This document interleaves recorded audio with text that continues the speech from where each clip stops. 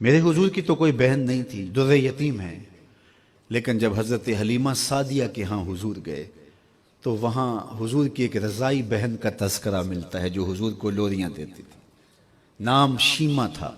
تو شام کے وقت جب خواتین کھانا پکانے میں مصروف ہونے لگتی تو بہنیں ویر اٹھا کر کے باہر لے جاتی۔ ہر بہن کا خیال یہ ہوتا کہ میرے ویر سے سونا زمانے میں کوئی نہیں۔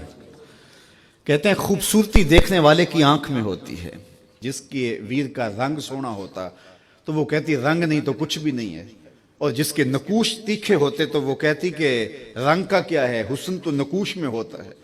جس کی آنکھیں خوبصورت ہوتی وہ کہتی میرے ویر کی جھیل جیسی آنکھیں تو دیکھو۔ اب یہی بنو سعد کے محلے میں ہوتا، بچیاں اپنے ویر اٹھا کے لے آتی، ایک کہتی میرے ویر ورگا کوئی نہیں، دوسری کہتی میرے ویر جیسا نہیں۔ اتنے میں حضرت شیمہ اپنا ویر محمد اٹھا کے لے آتے اور دور سے ہی کہتی نہیں میرا ویر بھی آ گیا ہے، تو سب کے سر جھک جاتے، کہتی نہیں نہیں نہیں شیمہ تیرے ویر کا مقابلہ تو نہیں نا، ہم تو آپس میں بات کر رہی ہیں۔ اور پھر جب کسی بہن کے ویر کو متفقہ طور پہ ساری کہہ دیں کہ تیرا ویر ہی سونا ہے تو پھر اس کا فخر دیدنی ہو نا، پھر ان کا ذوق آسمان کو چھونے لگتا۔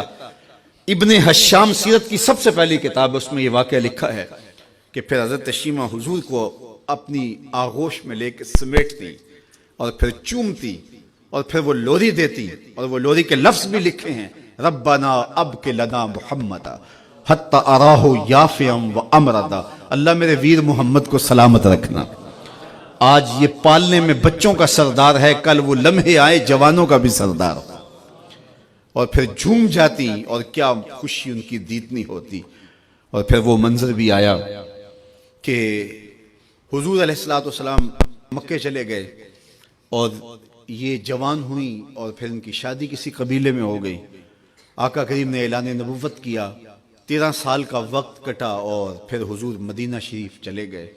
جب غزوات کا سلسلہ شروع ہوا تو جس قبیلے میں شیمہ کا نکاح ہوا تھا اس قبیلے میں مسلمانوں کے ساتھ ٹکراؤ ہوا تو اللہ نے مسلمانوں کو فتح عطا کر دی۔ تو اس قبیلے کے لوگ قیدی ہو کے حضور علیہ السلام کے غلاموں کے ہاتھوں گرفتار ہیں۔ تو یہ اپنے قیدیوں کو چھڑانے کے لیے قبیلے کے سردار ایک ایک گھر سے فدیے کے لیے رقم جمع کر رہے ہیں۔ چلتے چلتے شیمہ کے گھر بھی پہنچے جو کہ ایک عمر کا حصہ گزار چکی تھی، اور جا کے کہا کہ اتنا حصہ آپ کا بھی آتا ہے۔ کہا کس لیے؟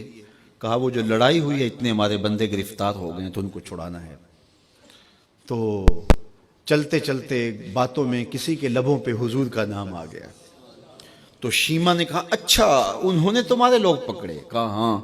تو کہا پھر تم رقم اکٹھی نہ کرو، مجھے ساتھ لے چلو۔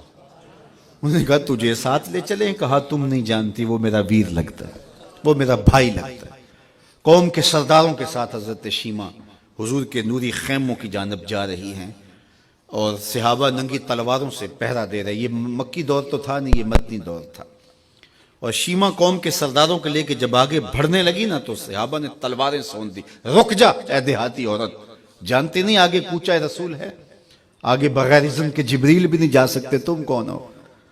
تو شیمہ نے جو لفظ کہے وہ لفظ لیے، اس نے کہا خلو سبیلی وَعَلَمُوا أَنَا أُخْتُ نَبِيِّكُمْ، میری راہیں چھوڑ دو، تم جانتے نہیں میں تمہارے نبی کی باجی لگتی ہوں۔ تلواریں جھک گئیں، آنکھوں پر پلکوں کی چلمنے آ گئے، راستہ چھوڑ دیا۔ حضور کے خیمہ نوری میں داخل ہوئی تو حضور نے دیکھا، پہچان لیا، اٹھ کے کھڑے ہو گئے۔ فرمایا بہن کیسے آنا ہوا؟ آپ کے لوگوں نے ہمارے کچھ بندے پکڑے ہیں، چھڑانے آئی ہیں۔ تو فرمایا بہن تو نے زحمت گوارا کیوں کی؟ تو پیغام بھیج دیتی میں یوں ہی چھوڑ دیتا، لیکن تم آ گئی ہو، اچھا ہوا ملاقات ہوئی۔ پھر حضور نے قیدیوں کو چھوڑنے کا اعلان کیا اور کچھ گھوڑے اور چند جوڑے حضرت شیمہ کو حضور نے تحفے کے طور پہ دیے۔ ویروں کے دروازے پر بہنیں آئیں تو ویر خالی تو موڑا نہیں کرتے، تو حضور نے بہت کچھ عطا کیا اور پھر رخصت کرنے خیمے سے باہر آئے تو صحابہ کی جماعت منتظر تھی۔ فرمایا صحابہ جب میں قیدی چھوڑا کرتا ہوں میری عادت تمہیں معلوم ہے کہ میں پہلے تم سے مشاورت کیا کرتا ہوں، آج ایسا موقع آیا کہ میں تم سے مشاورت بھی نہیں کی اور قیدی بھی چھوڑ دیے۔ کہا جو چاہیں آپ کریں، لیکن کیوں مشاورت نہیں فرمائی؟ حضور اگر ارشاد فرما دیں تو فرمایا اس لیے کہ میرے دروازے پہ میری بہن آ گئی تھی۔ کوئی لاؤ تو صحیح زمانے میں ایسا، کوئی لاؤ تو صحیح زمانے میں یہ جمال اور یہ حسن اور یہ کمال رکھنے والا، تو پھر کیوں نہ ہم اپنی ساری زندگی اس آقا کے نام لگاتے